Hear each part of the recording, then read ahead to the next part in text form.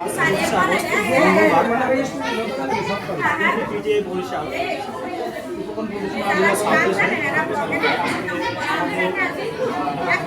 হিসাবে 12 জন ছিলাম। সেই 12 জনের পক্ষ থেকে আমরা সবাই বিভিন্ন ধরনের উপকরণ বানিয়েছি, সাজিয়েছি।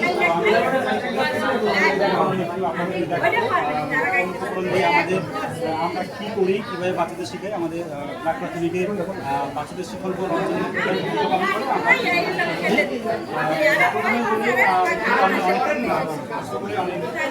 চেষ্টা করে আমি এটা বানিয়েছি, একটু ভালো করে দেখান।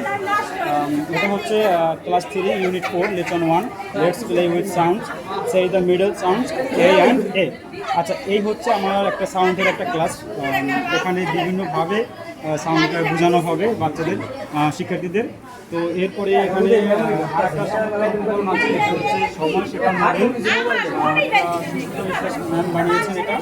এটা হচ্ছে ক্লাস 3-র একটা উপকরণ। আর এটা হচ্ছে অর্ডিনাল নাম্বারস, অর্ডিনালস নাম্বারগুলো শিক্ষার্থীদের শেখানোর জন্য একটা উপকরণ তৈরি করা হয়েছে। এই দেখতে দেখেন, এইটা কিন্তু খুবই চমৎকার একটা উপকরণ। আর এসব বর্ণ শিখি শিশুদের যে এত চমৎকারভাবে বর্ণ শেখানো যায়, এটা দেখলে আপনারা বুঝতে পারবেন যে এটা মানে সুন্দরভাবে শেখানো যায়। প্রত্যেকটা স্বরবর্ণ এখানে অনেক সুন্দরভাবে স্থাপন করা হয়েছে। আবার এখানে দেখেন দলীয় কাজ করার ক্ষেত্রে আমাদের দলীয় যে প্ল্যাটুনগুলো আছে, এখানে যে উপজেলা রঙিন, হ্যাঁ, এগুলো আমরা দলের নাম দেখে আমরা কাজ করতে পারি। আর এদিকে আরও অনেক আছে, উপকরণ আছে, আমাদের গণনা যন্ত্র আছে, তারপর হচ্ছে ওখানে নবায়নযোগ্য প্রাকৃতিক সম্পদ আছে, তারপর হচ্ছে এখানে শিশুদের যে ফুটবল খেলার যে মাঠ সম্পর্কে ধারণা দেওয়ার জন্য বাস্তব উপকরণ আছে। হ্যাঁ, এখন আরও কিছু তথ্য দেবে আমাদের প্রিয় সুস্মিতা ম্যাডাম। আর এখানে একটা আছে না, উদ্ভিদের জীবনচক্র আছে, কীভাবে উদ্ভিদের জীবনচক্রটা পড়ানো যায় সেটা বোঝানোর জন্য। এটা বীজ থেকে চারা অঙ্কুরোদ্গম হবে, তারপর চারা গাছ হবে, তারপর কচি গাছ, তারপরে কি পূর্ণাঙ্গ একটা উদ্ভিদ হবে। এটাও বোঝানো যায়, শিক্ষার্থীদের বাস্তবভাবে বোঝানো যায়।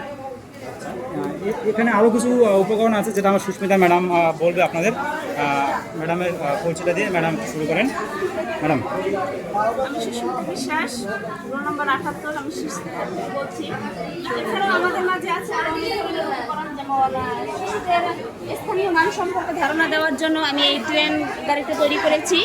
এখানে একক এবং দশকের ধারণা দেওয়ার জন্য শিক্ষার্থীদের যদি আমি কোনো একটা স্থানে নিয়ে যাওয়ার উদ্দেশ্য বলি যে তোমাদের নিয়ে আমি আজকে ঘুরতে যাবো, তো একটা আনন্দঘন পরিবেশে শিক্ষার্থীদের এই ধারণাটা দেওয়ার জন্য একক দশক সম্পর্কে এই জন্য আমি তৈরি করছি যে ওরা আমাকে কাঠির মাধ্যমে আর কি ওরা আমাকে ভাড়াটা পরিশোধ করবে, যে একক ঘরে কত। যেমন আমি এখান থেকে ওদেরকে নিয়ে কুয়াকাটা যাবো, তো কুয়াকাটায় যেতে হলে ওদেরকে আমি বললাম যে তোমাদেরকে আমার 55 টাকা করে ভাড়া দিতে হবে, তাহলে দশকের ঘরে তোমার কয়টি বান্ডিল যাবে এবং এককের ঘরে তোমার কত আসবে সেটার কাছে তুমি গণনা করে আমাকে দাও। এভাবে ওরা একক দশকের ধারণা লাভ করতে পারে। এরপরে আমাদের এখানে আছে চাঁদের দশা। চাঁদের দশা আমাদের চতুর্থ শ্রেণী 8ম অধ্যায়ে আছে, চাঁদের দশা সম্পর্কে বলা আছে। চাঁদের দশা চাঁদের কি আসলে নিজস্ব কোনো আলো আছে কি নাই সেটা আমরা সূর্যের মাধ্যমে চাঁদের কীভাবে আলো দিতে পারে, সেই যে চাঁদের দশা কেন হয়, যে এখানে আছে অমাবস্যা আছে, পূর্ণিমা আছে, কীভাবে অমাবস্যা হয় 15 দিন অন্তর এটা পরিবর্তন হয়, সেই ধারাবাহিক রুলসগুলো এখানে দেওয়া আছে।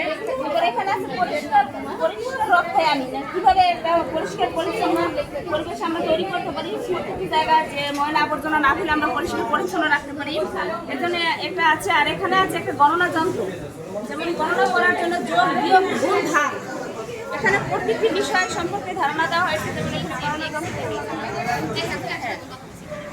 এই আনন্দঘন পরিবেশে শিক্ষার্থীদের শিক্ষণ ফল অর্জনের লক্ষ্যে আমরা এই উপকরণগুলো পাঠ সংশ্লিষ্টভাবে আমরা শ্রেণীকক্ষে উপস্থাপন করেছি। এর ফলে